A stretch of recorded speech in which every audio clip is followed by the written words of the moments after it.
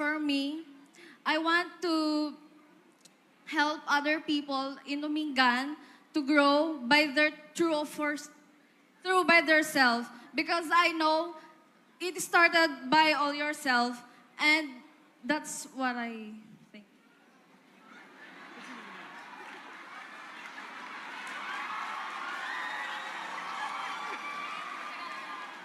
Tatagalog ko na lang. Ulit yon.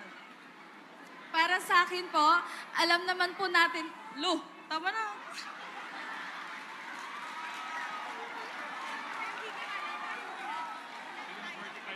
Ayun. Oh, eto na, last na to. Yun na yun, ayun ko na. Oh, sige po.